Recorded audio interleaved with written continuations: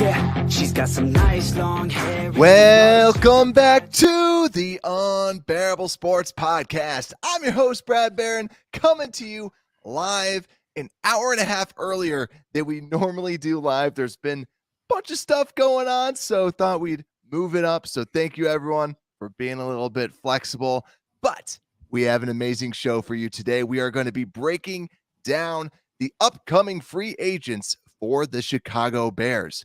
And PayPal, this isn't as exciting as it was last year, but I'm more than fine with it not being too crazy since we're not going through a huge rebuild. We're more so building up. But first off, how are you, my friend? Doing good. My car is still not fixed. Yeah.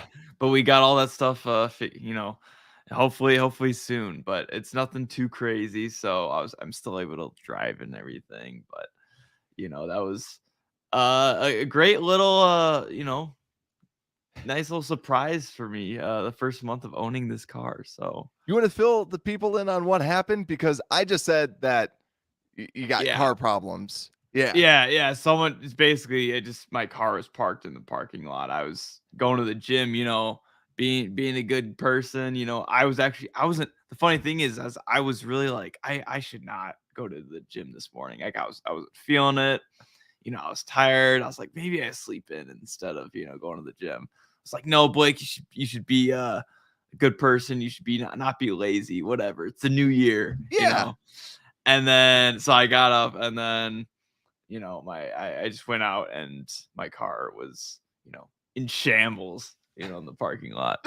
But it really wasn't that bad. It wasn't in shambles. It was just it wasn't a little hit. It wasn't just like a scratch. It was like a hit, but it wasn't, terrible. So poor car. And I felt so bad when I asked you about it too, because you would literally like after we're done recording this show, PayPal opens up his owner's manual. He's reading that. Like he loves that car. And Yeah. So hopefully you'll get it fixed up. It'll be good as new, but it's excellent to have you back.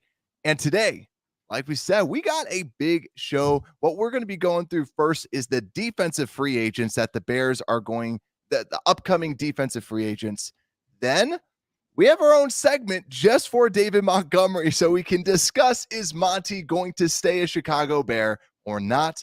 And last but not least, then we'll figure out everybody else that isn't David Montgomery. And then we'll wrap things up. So let's get this show on the road. Let's start out with the defensive upcoming free agents for the Chicago Bears. So to start things out, the list is not that impressive. The defense was bad, and this list, not the greatest. So we have DHC. That's going to be an upcoming free agent. We have Nicholas Morrow. We have Matt Adams, Joe Thomas, Mike Pennell, the defensive tackle. Same with Armon Watts. And D tackle, Angelo Blackson, safety, Dane Cruikshank, and corners, Breon Borders and Josh Blackwell. Borders and Blackwell will also be restricted free agents. Josh Blackwell, a exclusive rights free agent, which basically means the Bears can essentially keep him. And if you hear restricted free agent, think of it like Ryan Bates last year, where you can add a tender on that individual, and basically it can be an original round tender, it can be right to first refusal, but basically, let's say the Bears put the tender on Borders and someone gives them an offer, the Bears have the first right to say, I want to match it or I'll let Borders go. So with that, PayPal, I'm just curious, how many are you keeping? So we're doing like a keep them, leave them. How many are you keeping in this list?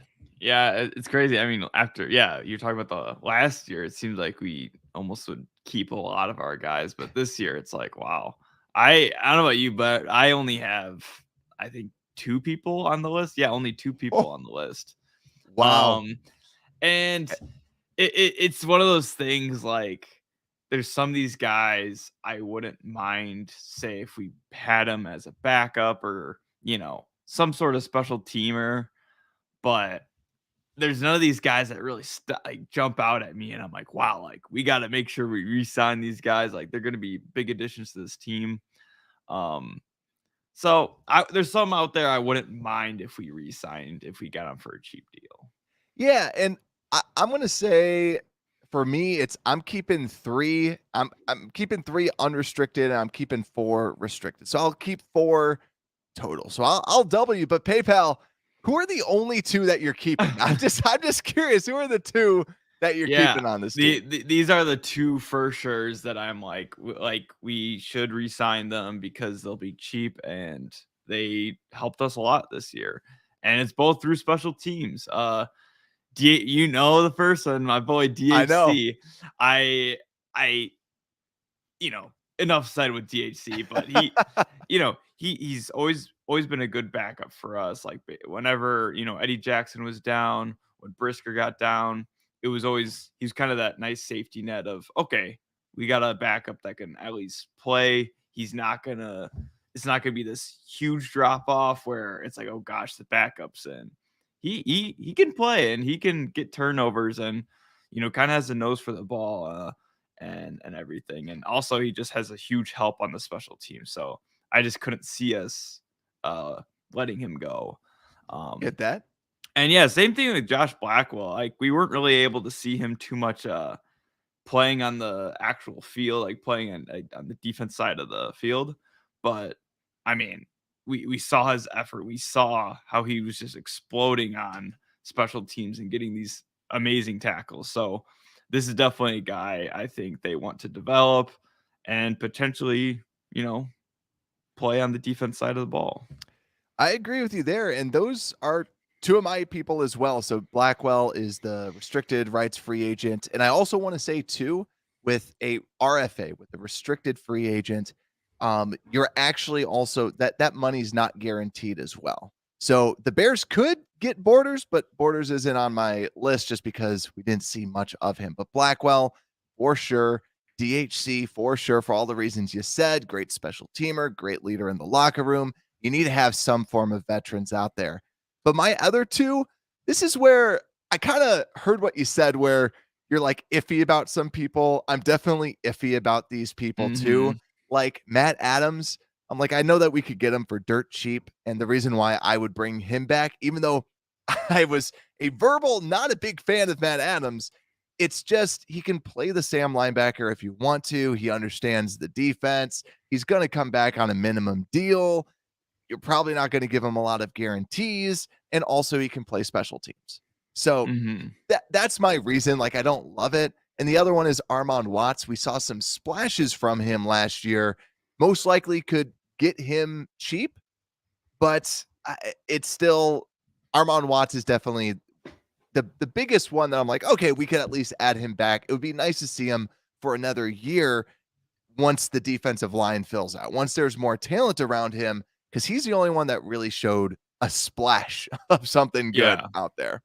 Yeah, and I think that's that's just how he plays where I think he will be a good backup where if he's out there for, you know, 15% of the snap or even like 20% of the snaps, like he's not out there for very long, but if he's just out there and he just makes a play, I think that's kind of how his thing has always been.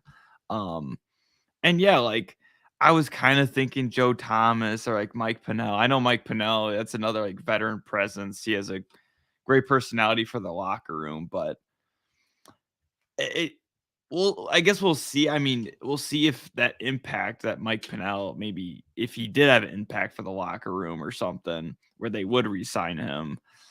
But it's definitely wouldn't be because his crazy stats he racked up, this season, or same with Joe Thomas. I mean, Joe Thomas, when you're kind of getting that 30, he's almost 32. Like when you're kind of getting Yeah. around that age, I'm like kind of worried. Like he's probably slowing down. So yeah, I'm iffy when they're in that range. Agreed. I don't love any of those people out there. Like Joe Thomas, we know that he's good, but yeah, you don't need to like lock him in or anything like that. But also Mhm. too, I think even though that we had like the rebuild, the tear down, I think now we are trying to add more talent. We're trying to add people around there. So yeah, if you're signing it, I think the moral of the story is DHC, you can at least give some guaranteed money to.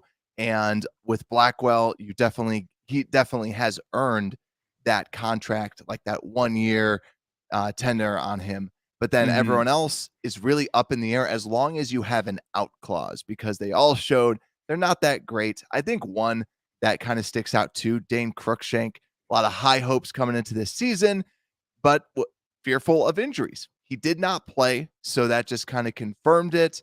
Also, yeah, Joe Thomas. But the one that we have, and actually I'll touch a little, Angelo Blackson was starting at first and then ultimately phased out of the lineup in favor of Armon Watts. So really doesn't seem like they like Blackson at all.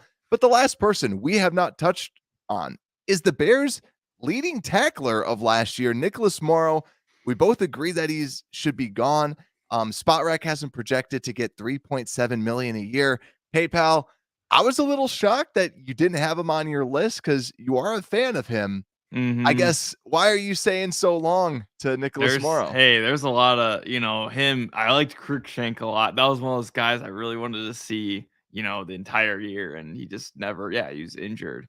Nicholas Morrow was just the I just couldn't see him being on a winning team, like on like a Super Bowl contending team, because he just had Yeah, too many mistakes. Like he's flying around, but he just wouldn't fill his gaps. He was very just spotty. He had obviously he had the most tackles on our team, but that doesn't mean that he was the best player on our team or on the defense.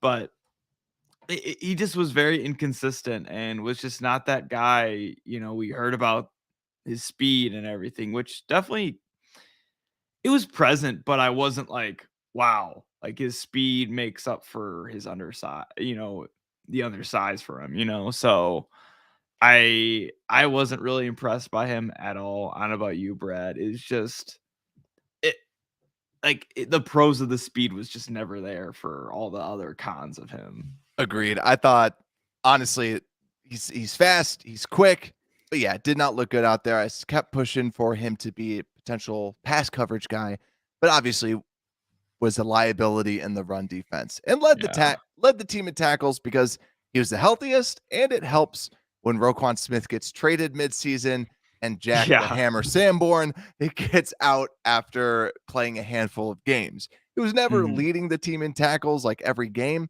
He was just the healthiest person out there.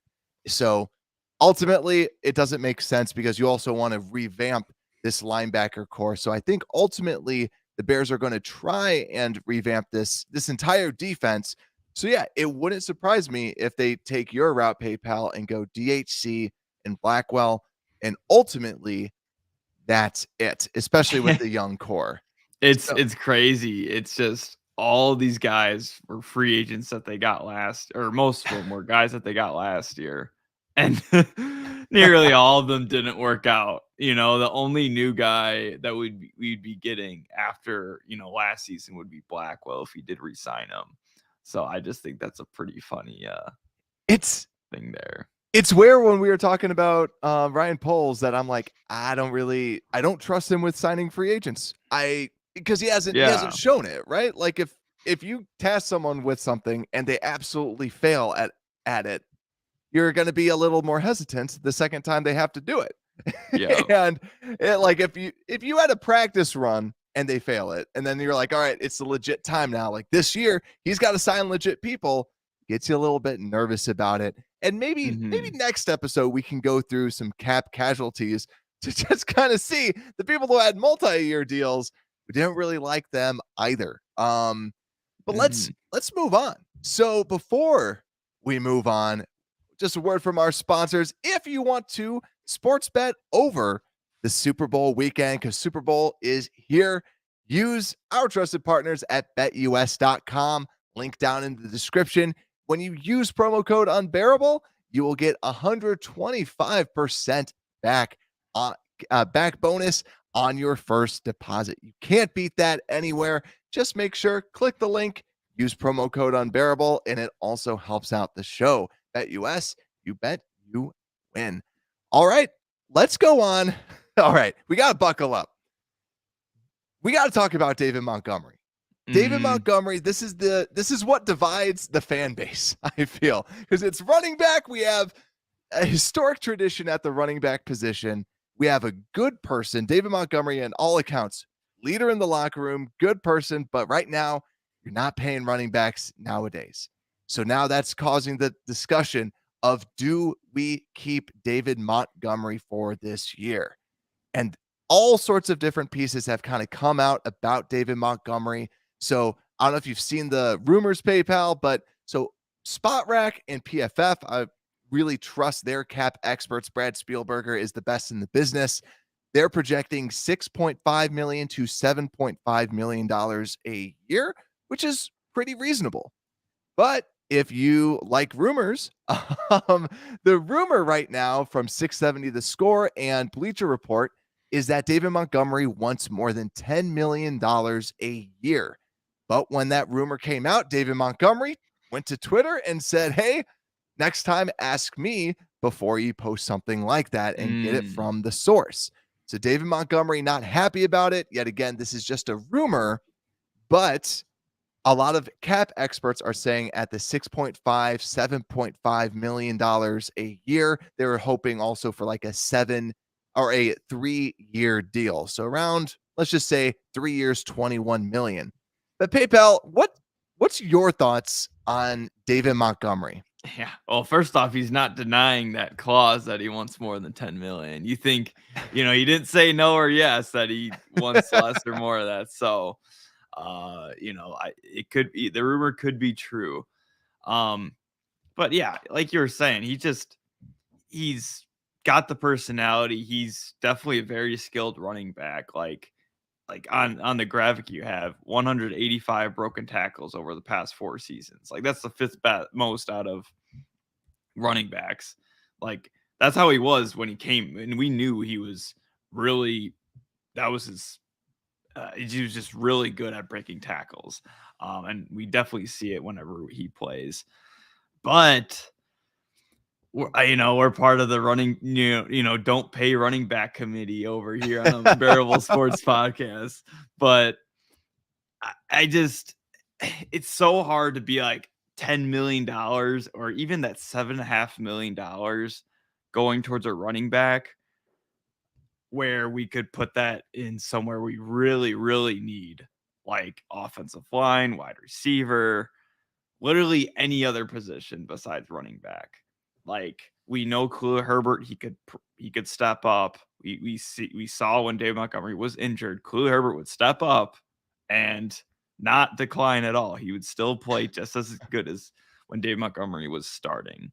So, and when you get up to this, free agency too, with all these different running backs, it just, his value at 7.5 I have to assume it's going to go down with all these available running backs. Yeah. And we'll see, because also there's some good running backs out in the draft. I know when we've been talking draft, a lot of us really like, I want to see fresh blood out there. And I will say this too, if he is getting around 6.5, 7.5, I do think that's a fair amount for what he does. That is what James Conner's getting. That's what Leonard Fournette's getting. And I really do think that that's good company for David Montgomery, because no one's saying that Fournette and Conner are absolutely the top tier running backs, and no one outside of Chicago is considering David Montgomery that. And another good stat, he's had 21 rushes of 15 plus yards, which is 39th, but he's had the 6th most carries in the past 4 years. So he's getting a lot of carries, but it's that home run ability. It's that running ability. We all know he can catch. We all know he can block, right?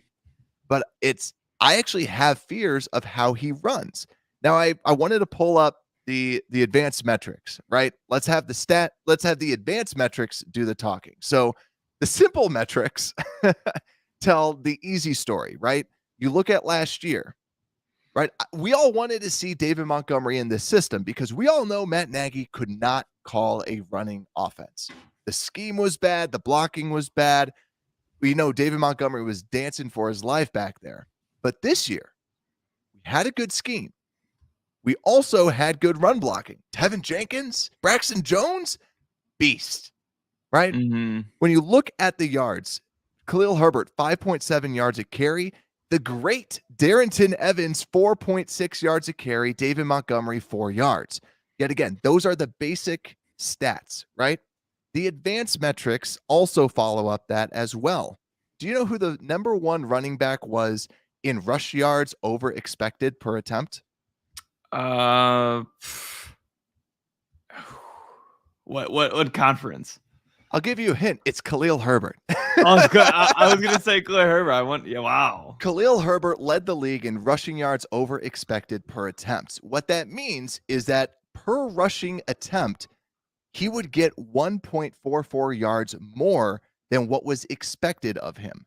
That is an incredible advanced metric that points to Khalil Herbert being very good. While our friend David Montgomery, love him as a person, was negative 0.15, below the average of 0. And also, he's done this for 3 out of his 4 seasons. And that's something that is telling. We've talked about this, that he doesn't go north to south like Khalil Herbert. Khalil Herbert in this system, if you want to succeed in the system, you run north to south. And right now, David Montgomery can block. David Montgomery can catch. But the big question, yes, he can break tackles. We all see it. He's the 5th most broken tackles in the past 4 seasons. But I don't care if you break tackles if you're not getting the yards you need to. And also, the efficiency metric. Number 5 most efficient running back, Khalil Herbert. What that stat tells you is that he goes north to south. Everything that we've said, he just runs in a straight line. He's an efficient runner. I believe it's the 10th least efficient runner, David Montgomery. So, and if you look back, go to Next Gen Stats, see what they have to say, see what everyone else. It's not just trashing to say David Montgomery's bad. Right? I'm not saying David Montgomery's bad. What I'm saying is there's Khalil Herbert is the better running back. And if you want to re-sign David Montgomery because of his catching ability and because of his blocking ability, then sign Jerick McKinnon for $2 million, $3 million a year for a 1-year deal. He's a better receiver. He's a better blocker than David Montgomery. And so ultimately, when I was prepping for this, I was like, oh, $6 million? Yeah, I'd love to see him back. Now, if the Bears sign him $6 million and they have an out after the second year, I don't hate that. But I just want to see more. I want to see the Bears draft someone. I want to see the Bears sign someone and really see the Khalil Herbert show, because every time he gets the ball, the advanced metrics say it, our eyes see it, the basic metrics say it, Khalil Herbert gets more yards. And also, it's just it's sad, but I don't see David Montgomery as a plus running back. And that's where, if you're just using him on third down, and yes, he's a very complete running back, one of the most complete running backs in the game. It's just, I want to see, if we want to get better, you want someone else out there. You want you want a person that you draft. You want to just see it. So I am just so eager to see somebody new back there and see Khalil get more of the carries. So kind of a long tangent. But no, I think you touched on basically everything, because it's like you had that stat of just like, he does break a lot of tackles. That's what he's doing out of college. Yeah. And it turns out that that's almost kind of a negative. Like, it's such a, he's the 5th in all backs in the past 4 seasons, but that's kind of what we're talking about. He just doesn't run straight. He doesn't get those yards. He just focuses on dodging to the left or right. He doesn't go north to south. So it's one of those things. I think I'm easing into it. Like, I think in the beginning, month or so, or even 2 months ago, if you told me that we should get rid of Dave Montgomery, I was still very attached to him. I was like, but he's got that personality. I think he's lives and breeds that Chicago blood in him now. And it's one of those things, I guess, how much do they value having a guy of culture in the locker room? Because you're not going to be paying him for his incredible running. It's going to be because he brings that mental toughness to the players around him. he just brings that culture and it brings that pass blocking where I I don't know. I haven't really been looking at pass blocking when I've been looking at, the running backs in the draft. But it might be harder to get that good of a pass blocking running back in the draft. Like, cause Rashawn Johnson, Brad, he's out there in the draft. And Yeah. he get him in the 4th round, probably pay him less than $1 million. There's a whole bunch of people out there and like that you can draft. And so out in the comments, Jimmy does not like it. He does not like our logic behind it. And that's the thing. Like for me, it's laying out who's the better, like, because here's the thing: the better running back, statistically, analytically, is Khalil Herbert rushing the football. But David Montgomery can block better. David Montgomery can catch better. But every stat points to Khalil Herbert has always ran it better than David Montgomery. Now, the big question, too, I will say this, is the MJD approach, right? MJD, Maurice Jones-Drew, when Fred Taylor was the lead back, he did say he was averaging over 5 yards a carry. Then all of a sudden, Fred Taylor leaves. Then that takes a hit because now everyone starts game planning for him. Khalil Herbert was a starter at least one game this season and also some starters before. But that's where, too, I just feel like I just want to see some new blood. But I will say this, though, because I know Jimmy's supporting David Montgomery out here. But to me, if the Bears signed David Montgomery to $6 million a year for 3 years, I'm really not that mad. I'll be honest. Like, the question is, would I re-sign him? No, I just want to see what's out there. Yeah. But if it's for 3 years, honestly, it's for $6 million or $7 million, I don't hate that. But it's when you get into $8 million, $9 million, $10 million, that's when you start paying elite. That's when you start paying Dalvin Cook. And every time somebody pays a running back, they regret it. Like you can point to so many different cases. Like I think about a Zeke. The reason why you don't pay running backs anymore is the nature of the game. They get injured. They fall apart. I remember Matt Forte joking about it, saying, I turned 30. My career's over. And instantly his career just plummeted. And he stopped being as productive as he was. And I think, too, I also want to bring this up because I know that a lot of people bring this up as a point. We have the money, right? And also we need to spend money. My whole thing is I want people that change the game completely, right?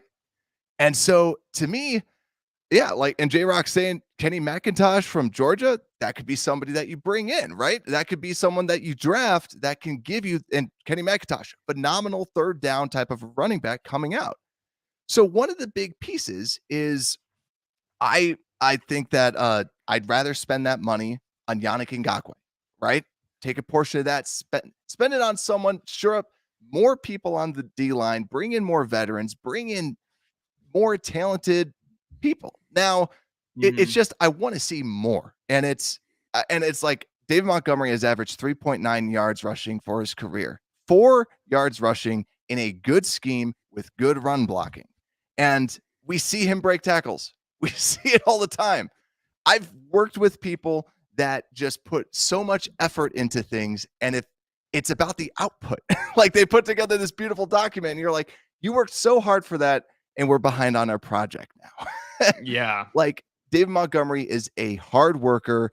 And also that's where too, if it's 3 years, $6 million, I don't mind that because you're bringing back a vet, you're bringing back a leader. And if you draft a Kenny McIntosh and they beat him out, you can always get rid of him the following season. So, yeah. Yeah, I there's nothing we obviously love Dave Montgomery and really I think he gives so much to the city and everything. But I have to agree with kind of the locker room because you really heard from Eddie Jackson once Roquan Smith left and Robert Quinn left. Like he was definitely kind of rattled after that. And now Dave Montgomery was kind of also one of those centerpieces, that everyone thought was going to be with the organization for, till he retired. That's how Roquan Smith was. We all thought he was going to be here till he was, retired.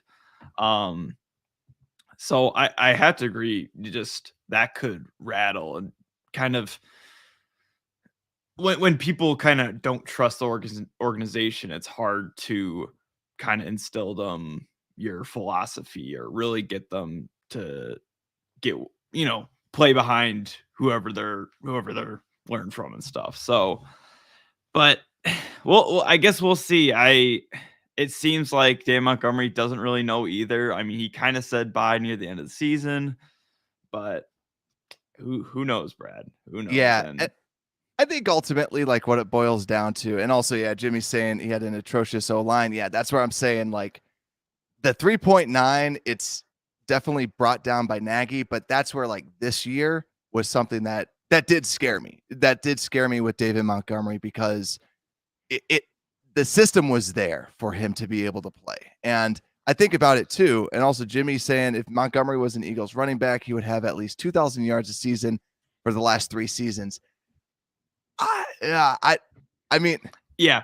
And I think you're just saying where it's the system where Khalil Herbert was able to kind of relish it. Like, we were the number 1 running, offense for the entire season. And obviously Justin Fields is kind of with that, because of all that. But I don't know if we should be spending that little extra money in something that we already know we're good at, when we have, the defensive line, we have the wide receivers, we have all these other problems that we have, but our running game was the best thing. So I don't think putting our money, basically put money where we need to fix things, not put money where it's already flourishing.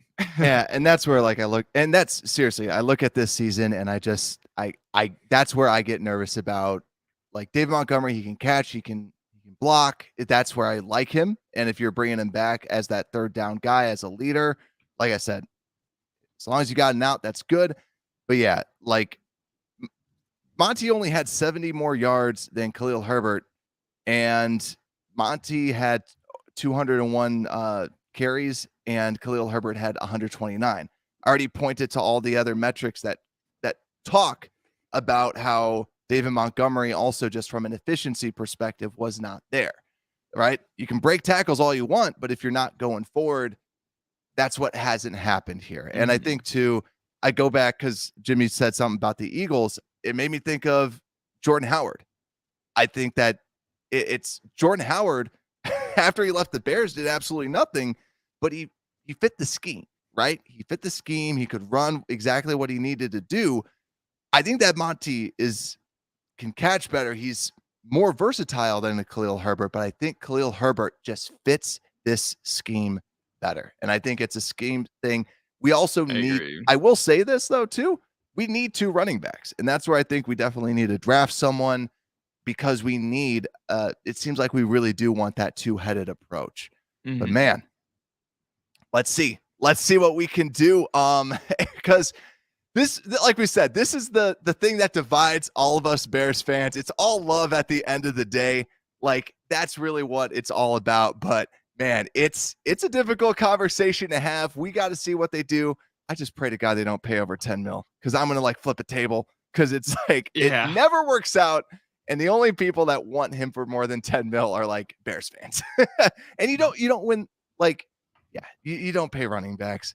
But let's go on to the next topic. And before we do that, we have another sponsor. So with that, we have Transparent Labs. I don't know if it's actually going to show up, but Transparent Labs, they are transparent about all the workout supplements out there. So if you want to be in the best shape of your life, make sure to click the link down in the description. We don't have a promo code for you, but if you want to get in the best shape of your life, maybe play running back for the Bears, you can use the link down below. Transparent Labs has pre-workouts, protein powders, whatever you need to look your best.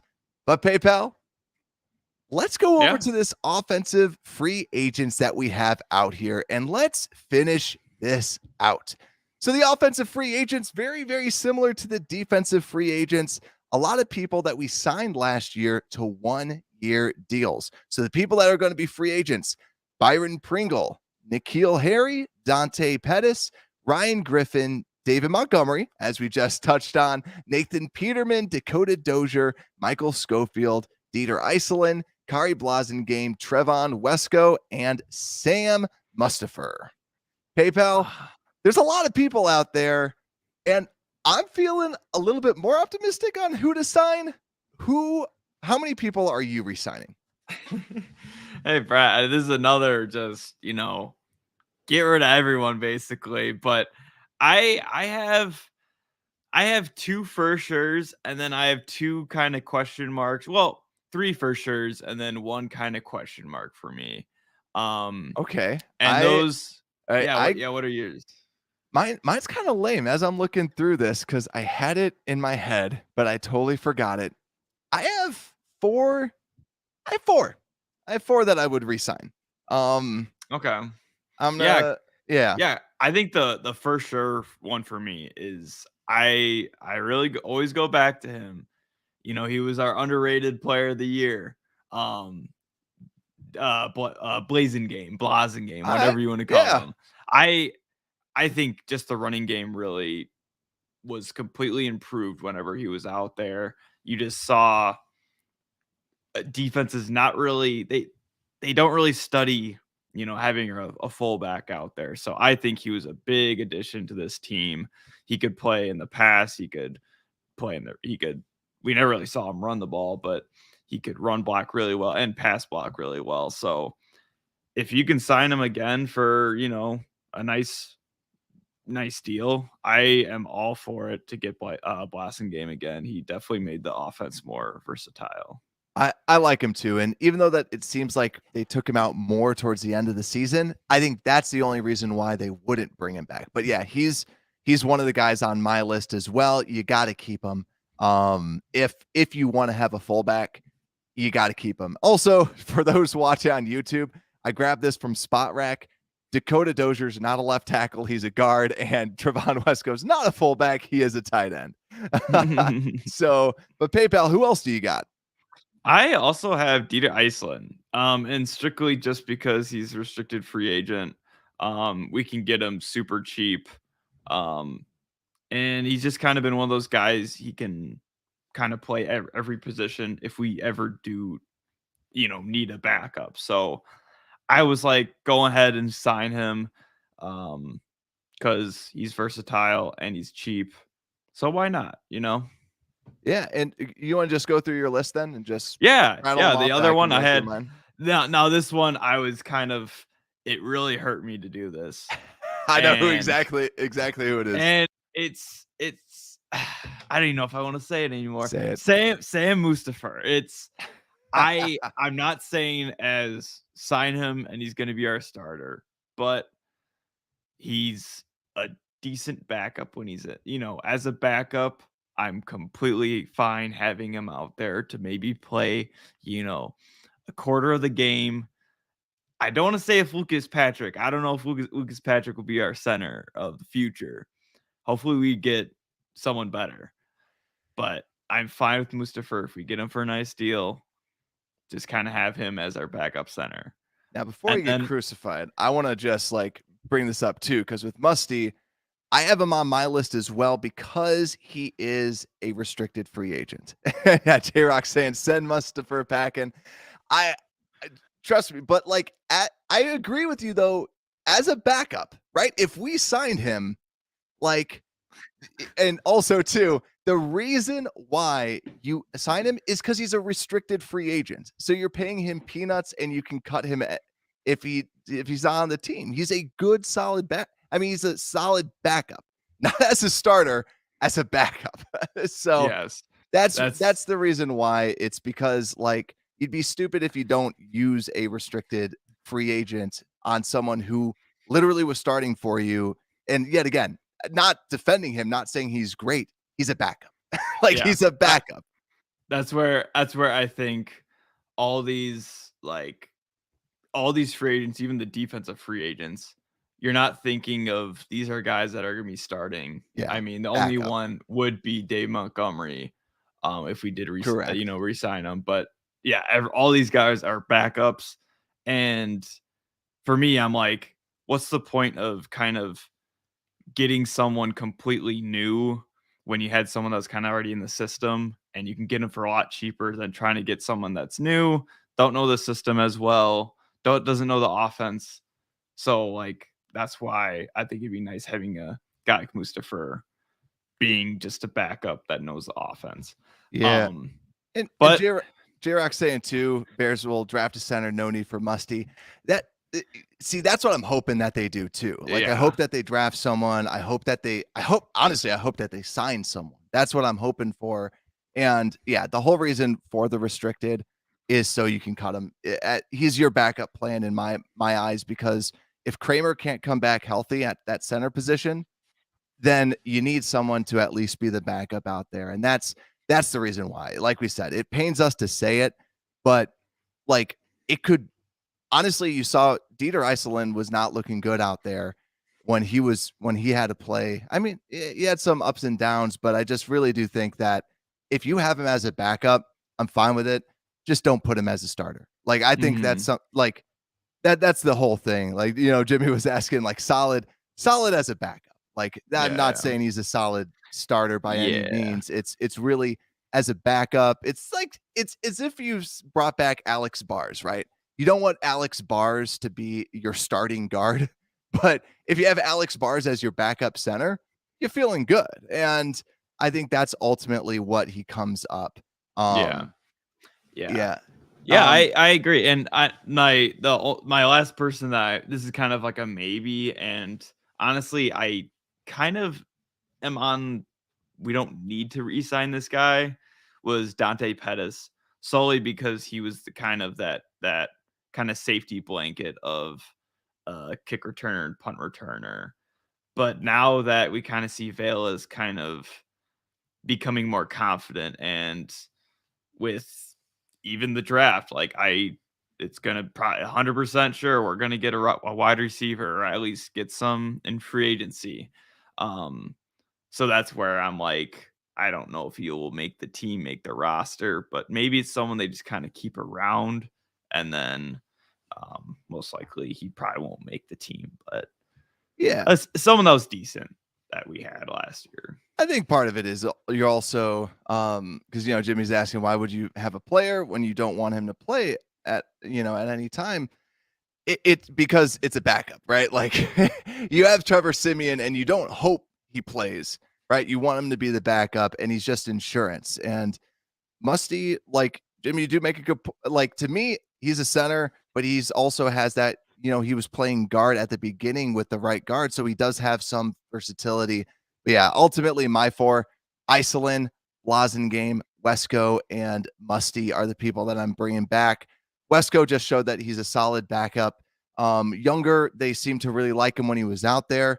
And we have younger tight ends. That's where I could see Wesco potentially not coming back if they're saying, I like Tonjes, and like if they think that Tonjes is going to be a little bit better. But I thought Wesco gave you good, solid production, was a good blocker when he was out there. He's also only 27 years old. Should be able to re-sign him for a very cheap 1-year deal. But yeah, everyone else, we talked about it on the before David Montgomery. We'll see what ends up happening with that.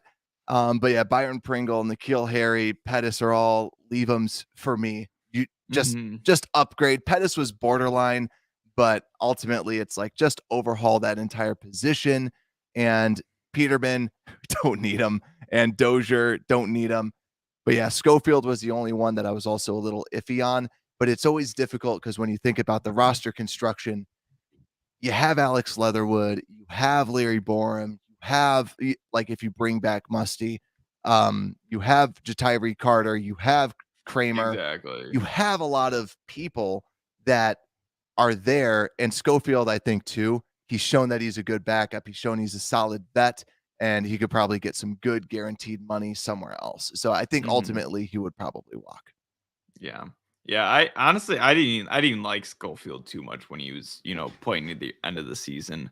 But yeah, this is a lot of free agents kind of brought in and just are, out the door. It's basically a revolving door for these free agents this this last year and everything. So Yeah, for sure. Because I think that the big thing with all this is, I think when we go through this, you see that a lot of these players, the only person that's a starter out here is really Monty. Monty. Mhm. And then when we went through the defense, it was really Nicholas Morrow, right? Like, besides that, nobody was really starting out there. It's a lot of depth pieces. So I think what you're going to see is when the Bears sign them, it's really going to be about that depth, right? Do they see them as depth pieces? But I also like the idea of not signing them to heavy guaranteed money. So, like, Jimmy, you're talking about like trying to draft. I do think that they should draft and do think that they should try and sign at a lot of the different spots.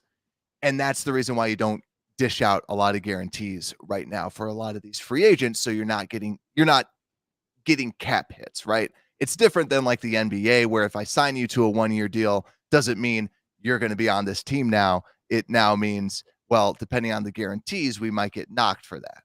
So yeah, Adam Dobbs saying they have a 90-man roster to fill. Might as well sign Harry, Pettis, Iceland, Wesco, Musty. If you drop them, then the 53, that's exactly how I feel too, where why not? Like, if you can sign some of these people, like I said, it's about the guaranteed money, because this isn't the other sports, a 1-year deal. Like, it's the most violent sport that we watch, and their money, their deals don't really matter all that much, depending on the guarantees.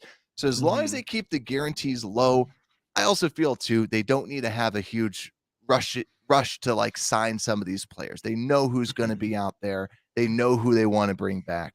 So that's what I'm excited about. But PayPal, we went through a lot of free agents today. I think it was overall a pretty good show. Like we said, we're going to ruffle some feathers, but it's all love with a lot of this, just because it's a little bit crazy. So yeah, let's see.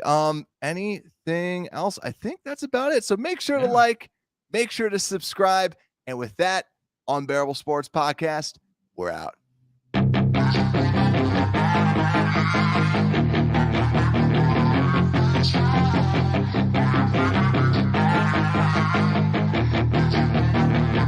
Yeah, she's got some nice long hair, and you know that she's a